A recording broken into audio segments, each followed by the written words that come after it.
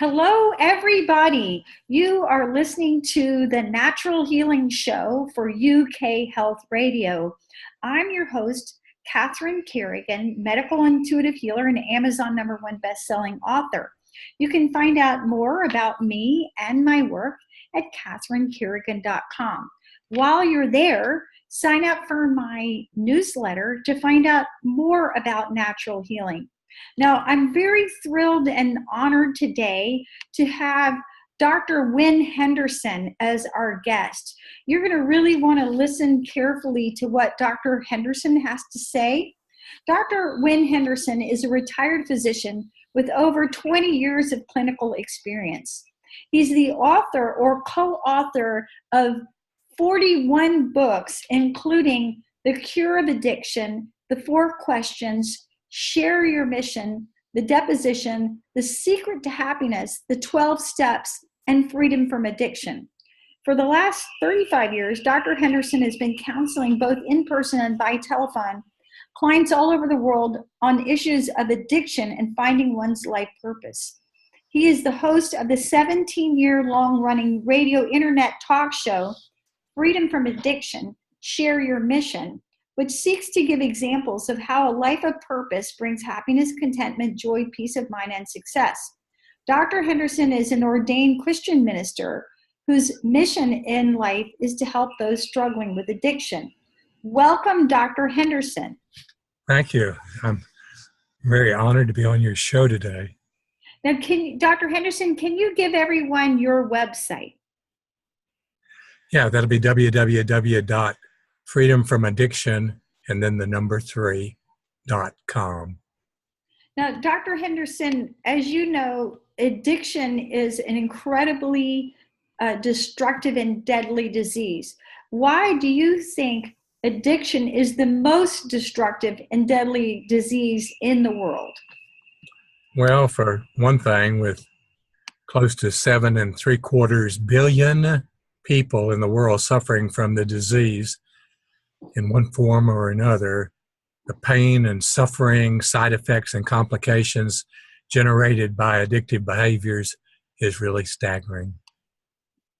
Yeah, no, in my work as a medical intuitive healer, part of what I do is help people identify the root causes of their addictions. And as you know, there's all kinds of addictions.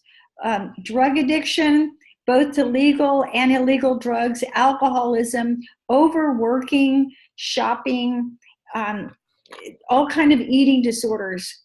Why do you think, Dr. Henderson, we have not been able to successfully treat and eliminate addiction from our society? Well, in medicine, successful treatment of any disease begins with knowing what is causing the disease. And if you have a bacterial pneumonia, successful treatment comes by giving an antibacterial drug. If you have appendicitis, successful treatment comes from surgically removing the appendix. And if you have addiction, which is a spiritual disease, successful treatment comes from applying a spiritual treatment, which is not being done now on any large scale. What do you feel is the root cause of addiction? The cause of this terrible disease of addiction that is ruining our country and the world is not what people would suggest. Addiction is not caused by a physical agent like a bacteria, virus, or something like that. It's not a biological lack or incorrect proportion of a chemical compound like a neurotransmitter in the brain. It is not caused by a defective gene, and it is not the result of environmental stresses. All addictive behaviors are caused by low self-esteem. And what causes the low self-esteem is a lack of spiritual understanding. So you've been lied to. Physicians, psychologists, social workers, and others have not told you the truth about addiction. The truth of addiction is that it's a spiritual problem, a disease of the spirit, and only a faith-based treatment program can permanently cure the disease. Only in developing a strong spiritual relationship with God can save you from the destructive and death associated with the disease. Now, I am a retired medical doctor, and in that sense, I am a scientist. I believe in proving theories of disease and its treatment, but I am also an ordained Christian minister who understands the spiritual connection necessary to cure this disease. We cannot go the way we have been going, with addiction getting worse and worse every year, being the direct cause of so many deaths and lives that have been destroyed from the inside out, lives that are ruining our marriages, our families, and all our other relations.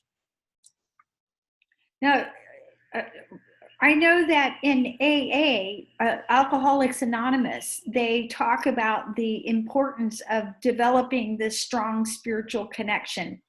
How do you think, if someone's in the throes of an addictive behavior, that they can start to begin to develop this spiritual connection that's been missing from their lives?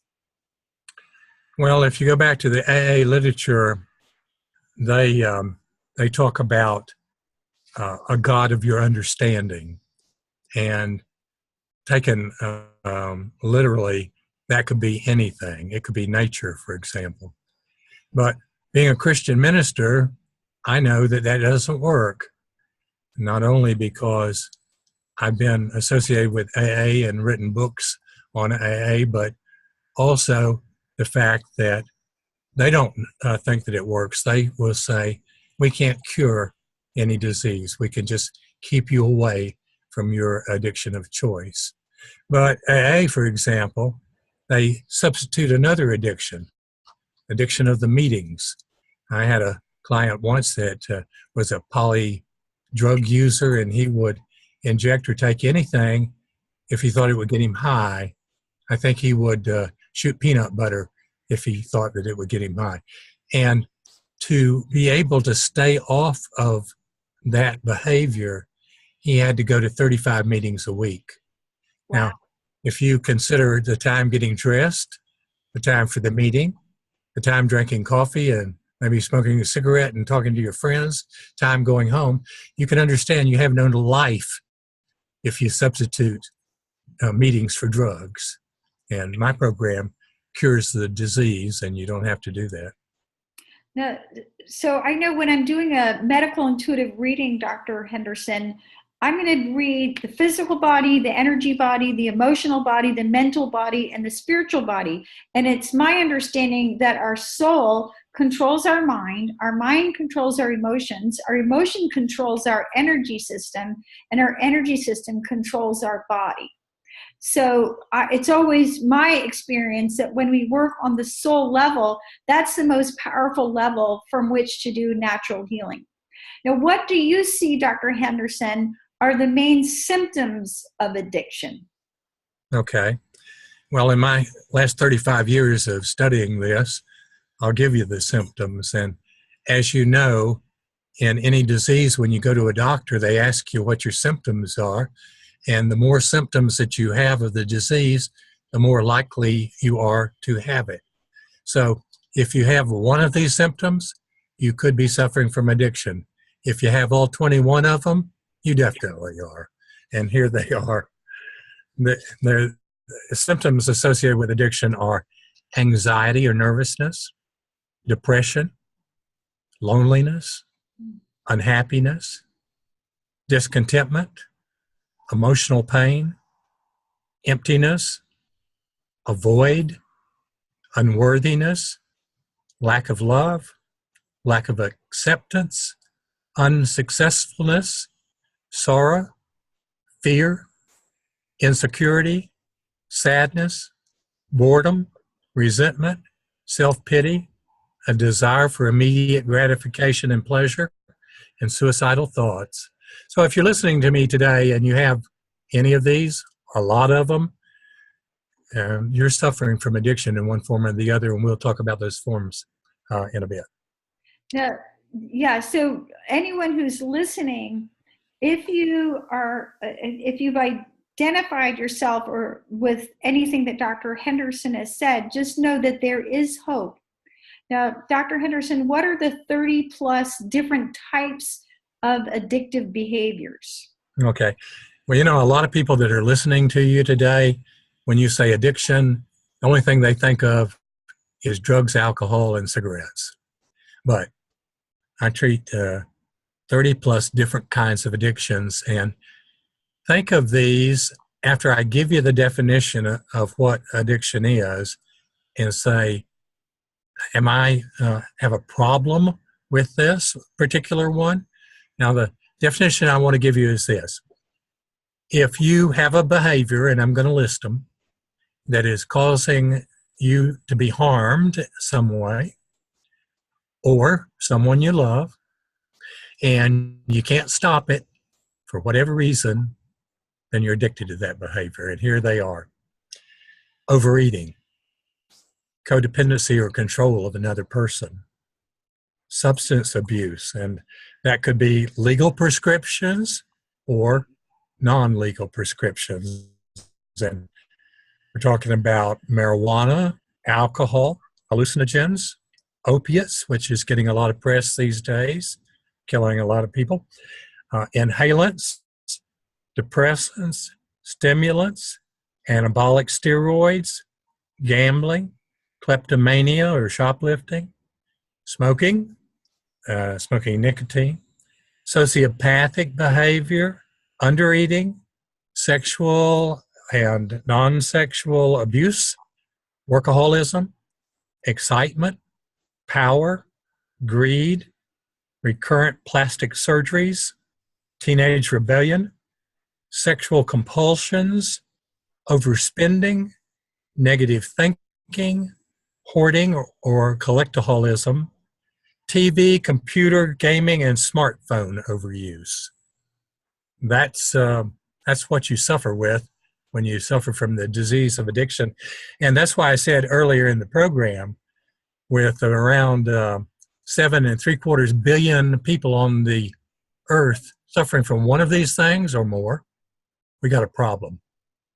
Yeah, listening to your list, it almost seems that addiction is part of the human condition at the present time. It is, and it has been for a long time. But scientists don't want to associate spiritual things and with the illness, and so therefore they went and they tried to figure out everything in the book that they thought could be causing addiction, and they tried that, and they tried that, and they tried that, and that's why it's not getting any better, because those aren't the causes of addiction, and you can try those things all day long, all night long, and you'll still have a bad problem. Now, here at the Natural Healing Show for UK Health Radio, part of what we're here to do is empower people with drug-free solutions. And I know my own book, my 8th book that I just published last year, is all about how to heal pain and suffering without drugs, because like you talked about, opioids are completely out of control, and opioids are a gateway to heroin and destroy your brain and so on. So this is becoming even more of a pressing issue than it has been. In the US, the leading cause of death for people under the age of 50 is now drug overdose. So although addiction's always been a problem, it's now becoming even more fatal. So Dr. Henderson, I know that you have years of experience dealing with this. What are the 3 simple criteria you feel are necessary to cure from addiction? Okay. Well, there's 3 criteria, and if you meet these 3 criteria, I've never had a client who has not cured themselves of the disease. So there's a big reason for hope. All you have to do is these 3 things, and you're going to get well. And the first thing that you have to do, and this is what separates most of the people that get well from the people who don't get well, is you got to have an absolute desire to get over this disease. You know, there's lots of people out there say, "Oh yeah, I don't want to suffer from a disease of addiction, but I don't want to do too much on my end to work on the problem." And if you don't really want to get well, my program is not going to help you, but nobody else's program is going to help you either. And the second is you have to have an unwavering belief that this can happen for you. And belief is the strongest spiritual motivator that makes the difference between getting well and not getting well. And the third is you got to show up and do the work. And like I said, in the decades that I've been helping people with this program, I have not had a failure in individuals who met all three criteria. And when it says show up and do the work is in the book. You can do it at home. You don't have to take any time off from work. But you can't just say, well, I'll do it today, but not tomorrow or whenever I get around to it. That's not going to get you where you want to go. Now, I really appreciate your three criteria. And can you sort of give them again as bullet points? Sure. First, you got to absolutely want to get well. You have to have that in your brain. Yes, I've done so many bad things in my life that have hurt me. I'm tired of it. I'm going to do whatever's necessary now because I really want to get well. The second is I believe I can. And my book gives you the things, and we'll talk about that a little later, where you can believe that you will get well. I want you to be able to feel certain that this is going to work for you. And the third is show up and do the work.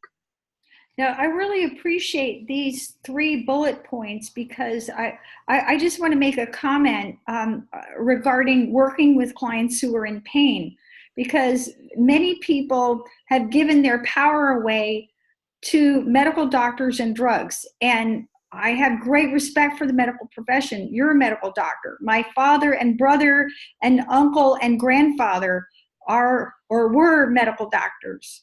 And so the medical profession is very powerful and can do a tremendous amount to help people. Same with medications. However, when we personally give our power away and we don't have that strong desire and we feel that we don't have to do anything to get better, then you're actually giving your power away, and that diminishes your results. I personally, in my healing work, I'll do healing work with people to be willing to get better, because many people are actually unconsciously or subconsciously blocking their healing program. And I find that there's numerous ways that people can even be addicted to pain.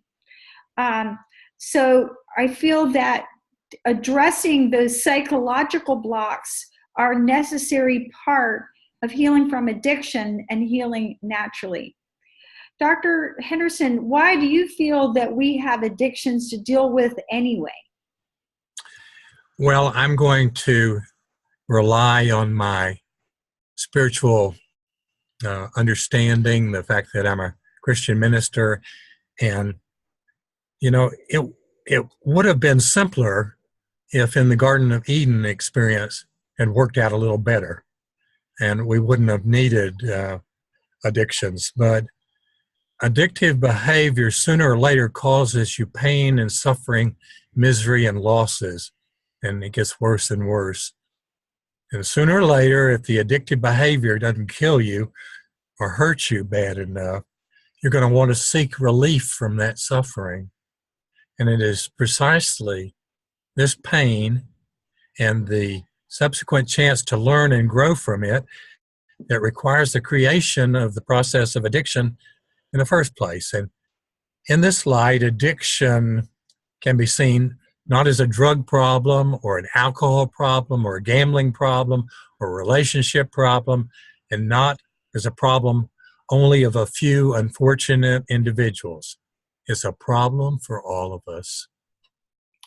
Yeah. Now, one of your many books, Dr. Henderson, is called The 12 Steps.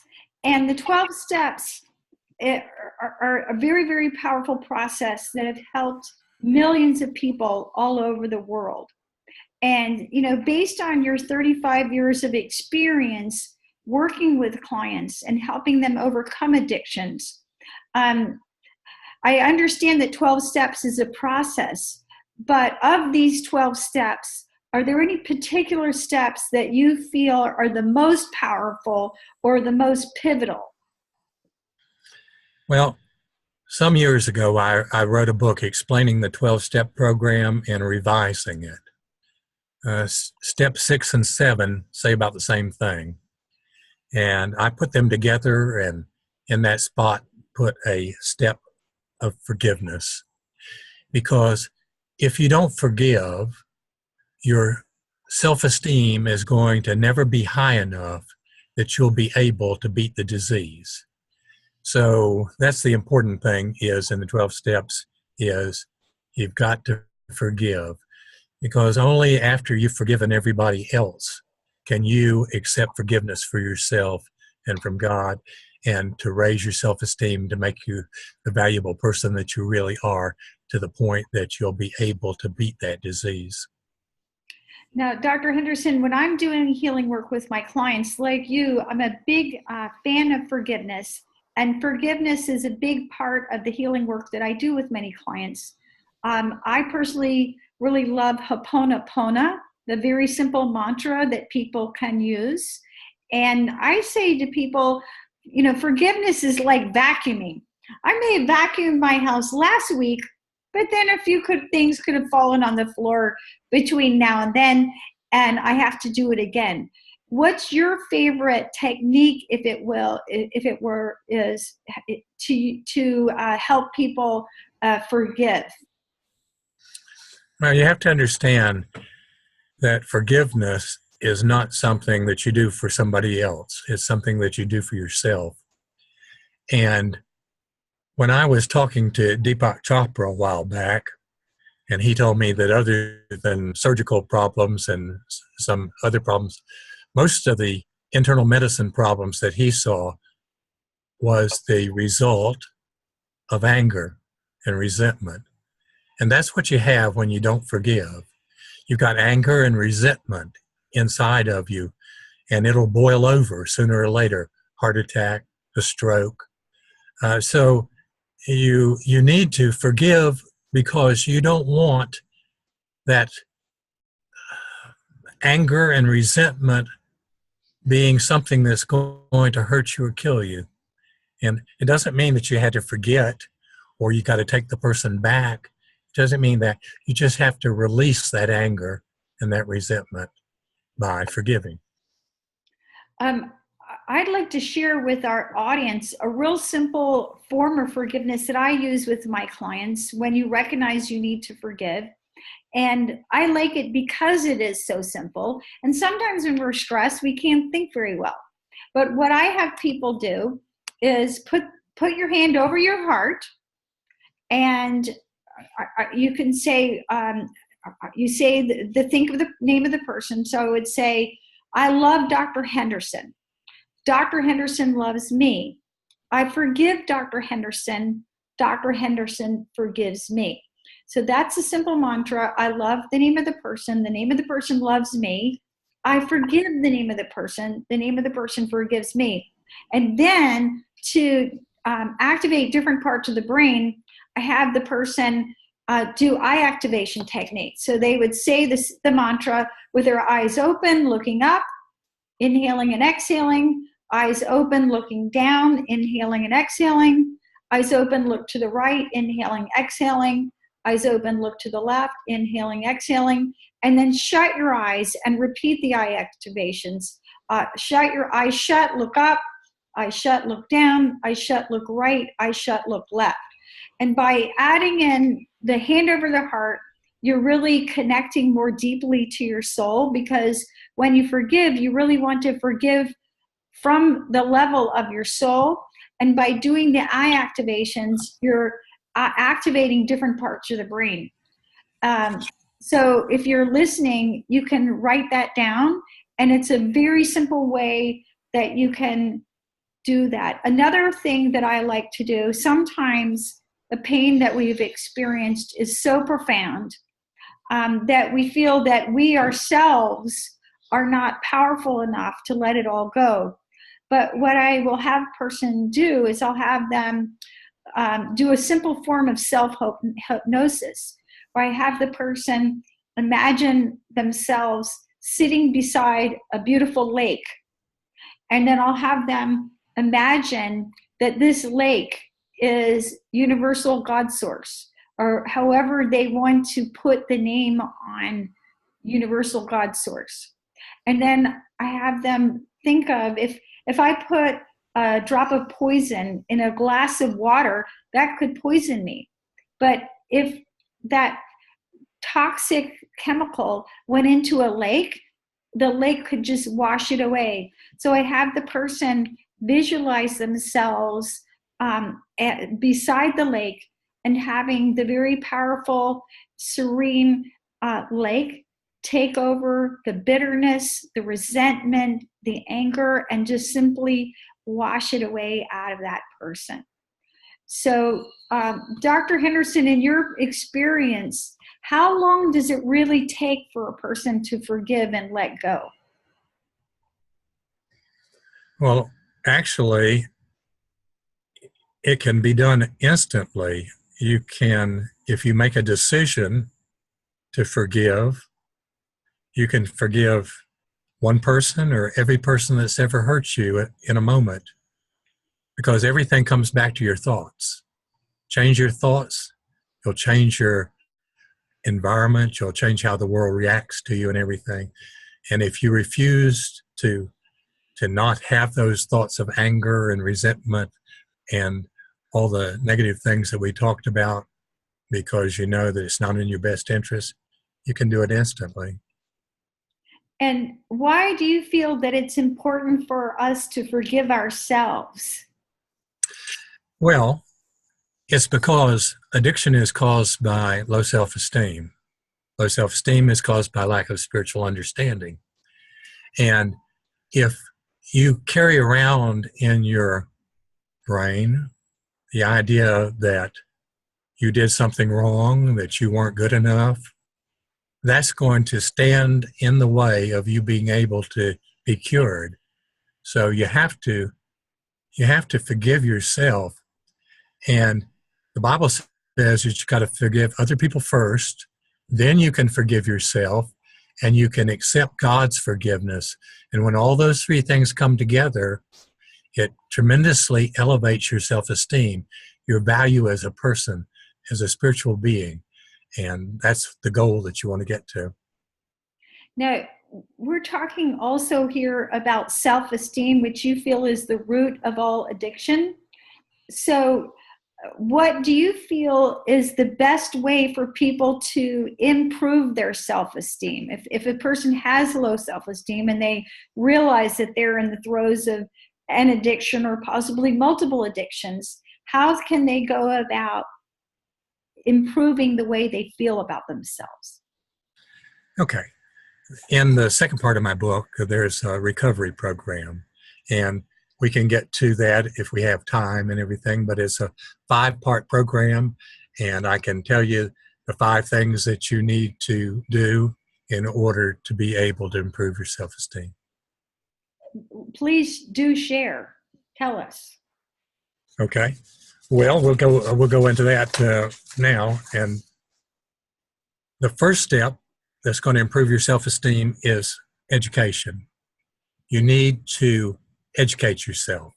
Now, whether that be go to school, get a mentor, read a book, listen to a YouTube video, it doesn't make any difference. Every day, you have to be more and more educated. And the more that you are a couch potato and only watch stuff on television that does not educate you but brings you negativity, the less that's going to improve your self-esteem. But the more that you do any of those things, the better off you're going to be. The second thing is creativity. Now, creativity could mean painting, sculpting, singing, or doing recipes. there's so many things that you can do creatively that other people can't do or couldn't do as well as you do, but it makes no difference what you do creatively. You just have to do it on a regular basis. And we have a little calendar in the book that you put down what you're going to do and check it off whether you did it or not. So be creative every day, and you will value yourself more as a person. The third thing is physical fitness. And just like education will improve your mind, physical fitness will improve your body. And you can imagine if your body doesn't look like you think that it should look, you're not going to have a very good self-esteem, and you're not going to value yourself. So you want to do something in the physical fitness arena. The fourth step is forgiveness. And I made this into two parts. Step 4A, the forgiving other people, which we already talked about, and part B, helping other people. And that doesn't mean that you have to write somebody $1,000 check. It could be something as simple as being kind to somebody and saying hello to somebody that's lonely, or it could be more. But do something to help someone every day that you're not expecting to get anything back from, and wait and see how much that improves your self-esteem. Back when I was in the practice of medicine actively, I would have patients come in with depression wanting Prozac or something. And I'd say, you're not low on a chemical. That's not why you're depressed. Go out and every day do something to help somebody that's worse off than you are, and come back in 30 days. And you know what happened? Most everybody said, I don't need any drugs. Okay, so step 5 is the spiritual development step. And of course, it's probably the most important single step. And there are 6 subgroups. And the first subgroup is developing and discovering your mission. And we can talk about that in a little bit deeper detail because it's very important. The second step is the 12-step program. You can go to meetings, you can do it at home, you can do it by reading books. All the 12 steps are good steps for people to have regardless of what their addiction might be. The next sub-step is affirmation or prayer. You want to affirm things, and when you do it in a prayer to God, it will come back to you in the next step, which is meditation. And if you will let your mind go and not be so controlled by everything that's going on in your life, you'll get an answer to those affirmations or prayers. The next one is changing associations. You can't stay sometimes with the same people. You might have to divorce yourself from your wife, move out of your mother's bedroom. Don't be a bartender if you've got a problem with alcohol. Don't go and hang out with people that are smoking all the time if you've got a nicotine dependency. You have to change associations if you want to get well. And the last part of the spiritual part is you could pick organized religion, you could pick Bible study, you could pick inspirational reading, something like that on a regular basis. And that's what you do. It's in the book. We've got a calendar for you to keep up with it. It's a matter of do that or keep your addiction. You know, these are all very positive steps, and anyone who's listening can pick any of these and really experience profound natural healing. And I agree with you that these are very important steps to take, way more important than taking drugs, taking supplements. Although those can be helpful as well, you have to be working on the soul level in order to truly overcome addiction. So, Dr. Henderson, you know, we all want to be inspired. And a lot of times somebody listening to this may go, but, you know, that's for somebody not as bad off as me. Would you be willing to share with us perhaps your worst case success story, where someone who was really, really bad off got well using your program? Well, I just did a program for ABC News in Asheville this month, and they asked me to bring a client along, and he's 26 years old, and he's a smart guy, but back when he was a little younger, because of anything or everything or nothing, he decided that he wanted to sell drugs. And so he got uh, selling drugs, and as a result of selling them, he got started using them. And he had a physical impairment. I believe it was an injury in his shoulder. The doctor gave him some opioid pain relievers, and he went from that to heroin. And so, it doesn't really make any difference what your addiction is. You can be really bad as a negative thinker, and that can kill you. You could take drugs, that could kill you. Any of these things could hurt you terribly. So one addiction, in my opinion, is just as bad as another. They come from the same cause. They can be treated the same way, and we get the same success results from the treatment. So pick your poison, if you will, but it doesn't really make any difference. You shouldn't look down your nose on somebody else because you think your addiction is not as bad as theirs. So, Dr. Henderson, if someone's listening to this program and, they think, well, again, this stuff will work for people who are not as bad off as me, what would you say to people who are really feeling hopeless and discouraged and truly at the end of their rope? Because as you know, the one of the worst consequences of addiction is actually death. So what do you say to those people who are really, really in a point of hopelessness? Well, I would go back to what I told you earlier. If you do three things, you'll get well. It happens every time. I've never had a client that it didn't happen to. So if you really want to get well, if you believe you can, and if you'll do the work, which is laid out in the book, you will get well. I can guarantee it. Now, you've included an open letter in your book, Freedom from Addiction 3. Would you be willing to share that with us? I will, and I want you to understand that I believe that this is a spiritual problem. I believe that it has to do with spiritual warfare between good and evil in the world.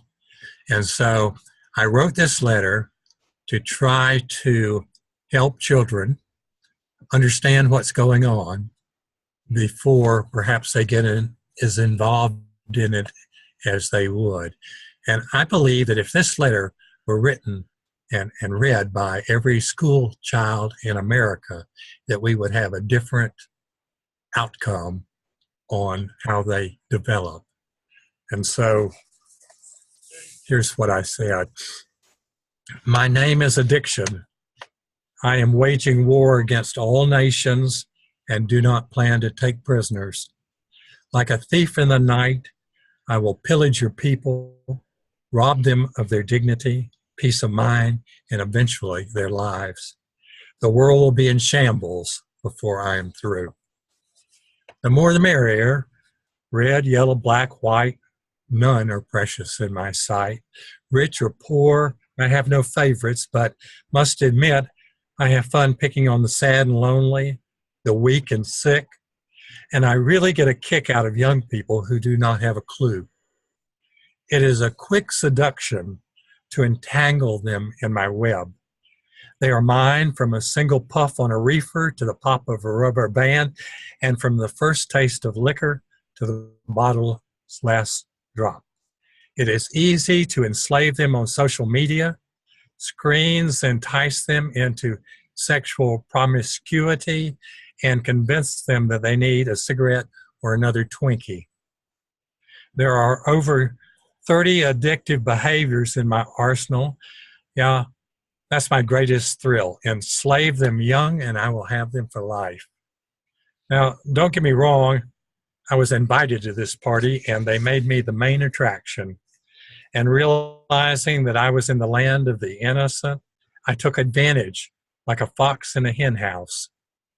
Just try a little, I would whisper. That's all it takes. a small temptation to get them started, and they do the rest. Making sure that they have all the crappy dope and cheap liquor that they need is easy. They will snort, shoot, drink, anything. It's really fun to put pesticides and all manner of trash in their stash. It's like watching an already dead man's duel with a pistol and one bullet. They are soon mine because there are only 5 empty chambers. AIDS really adds another level of satisfaction to me. My ultimate thrill is to watch them struggle in pain as their emaciated bodies lay dying, and the last words they speak are often these: "What have I done to myself?" And when they're dead and gone, I get a bonus. The lives of their family is in tatters. The family is grieving because they fiercely loved you, my prey. The damage of addiction is vast, wide, and long. Mother dies from heartache, but the real culprit was all the grief and stress that she went through. Daddy does not linger long either. Why stay when all his money was long gone before they buried you? It does appear that there is one thrill left. Your parents both go to their grave wondering if they will meet you in heaven. They are not sure because the last time they saw you on earth, you were blaming them for all your problems, cursing them, and demanding their money. Your daddy always felt that the bad choices that he made in his life somehow rubbed off on you. And just to let you know, I did get a kick out of watching you cringe in the corner as you watched your daddy beat your mother. Unfortunately for me, they both got it right with God before they died, and he rescued their sorry souls. Most of your brothers and sisters rarely think of you today. They're just glad to be rid of the guilt, shame, and embarrassment they felt every time they looked at the shell of humanity that you ended up being. And now the game is not quite finished. Your little brother was closely watching all your debauchery, and now he thinks he might give it a try. And surprise, surprise, you left a baby in the belly of your last partner, a baby that does not stand a chance. He is your last sacrifice. It turned out just like I wanted, completely destroyed inside and out.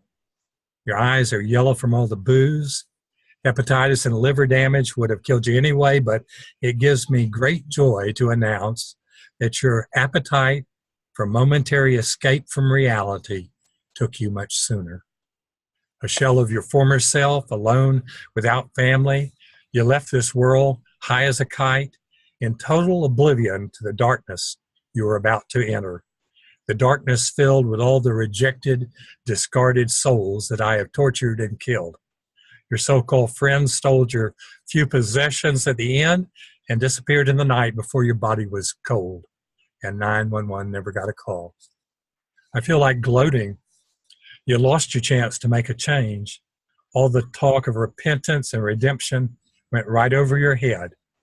Like a sheep led to slaughter, you were an easy target. Had you known a very simple prayer, you would have not been so easy to reel in. We may have never met. Your parents were older when they finally changed their ways, much too late to do you any good. I waited patiently until I knew you were ready. I pretended to be your friend, bolstered your low self-esteem, and temporarily made you feel like a king. But only temporarily, I'm proud to say. And just a footnote to rub it in, you could have been a man with everything: a nice family, a beautiful home, pillar of the community, respected by all your family and friends. Your life could have been filled with purpose as you reached out to help your fellow man. You could have had all the peace, joy, and happiness in life if you'd opened your eyes and realized your value as a child of God, if you had allowed Him into your life to be your constant friend and advisor. God gave you all the tools you needed to complete your mission in life, but you didn't use them. Yes, one simple prayer to God: please give me, through the blood of Jesus Christ, forgiveness, would have protected you from me. You know, just the mention of those names, God and Jesus, completely steals all my joy. That's the reason I keep my flock under the influence, so they cannot hear the sweet words of Jesus calling them, "Come home, my child, come home." Yes, that is what you are, a lost child who ran out of chances. You are now lost in darkness and are forever mine. And now I'm sure you can figure out the rest of the story. It's been a pleasure wrecking your life and stealing your soul, your friend addiction, also known as Satan. Oh, that is such a powerful, powerful piece of writing. You've been listening to Dr. Winn Henderson, and Dr. Henderson is one of the world's foremost authorities on spiritual cures for addictions and natural cures for addictions. Dr. Henderson, will you tell us about your podcast, Freedom from Addiction? Sure. Back in the old days, when I got started 17 years ago, we used analog radio to do talk shows. And when I got started, believe it or not, my first radio station was 1,000 watts. And I believe the signal would reach out of the station's neighborhood into the next neighborhood. It's not very far and not very many people. And over the years, things got better and better and better until the internet came along and gave us podcasts on iTunes. And now we can take our talk shows and broadcast them to the world. They're archived now. You don't have to hear them on Thursday at 5 or miss them. And they're available 24/7 to listen to. And you can go down and pick which ones you want. I have a podcast on iTunes called Freedom from Addiction. And there's probably over 60 programs on there about addiction that you can listen to. The best, excuse me. You were saying the best one is? No, I was going to say the best way to get there quickly. You can go to iTunes and download that and then look for it. But you could just Google search iTunes podcast, Freedom from Addiction, Winn Henderson, and that should take you right to where you want to go. You've been listening to the Natural Healing Show for UK Health Radio. This is your host, Catherine Carrigan, medical intuitive healer and Amazon #1 bestselling author. You can find out more about me and my work at catherinecarrigan.com. While you're there, sign up for my newsletter to learn more about natural healing. And remember, you can heal addiction naturally and by working on the most profound level, your soul level. You can lick the disease of addiction naturally. Dr. Henderson, any final thoughts? Well, I wrote a book once called The 4 Questions. There are 4 spiritual questions that if you can answer them and apply them to your life, you'll have a totally different life. And the question that has the most relevance to the problem of addiction is question number 3. What am I doing here? And I believe that each of us has a purpose, a mission in life. And if we can discover it and then pursue it, it'll make all the difference in the world.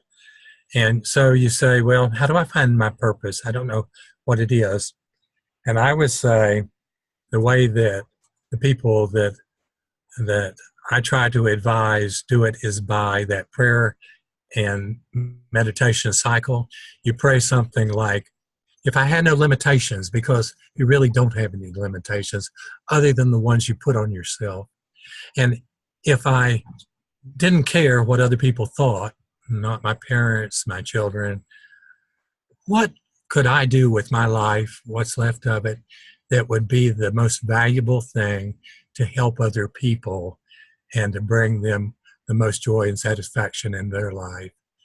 And then on ending that, I would know that I had made a contribution to helping them. So that's the 3rd question. That's the one that you want to delve into. That's the one that you want to find the answer to. And that, along with the other things that we talked about in the book, will definitely cure your disease. Thanks so much for listening, and we'll see you next time.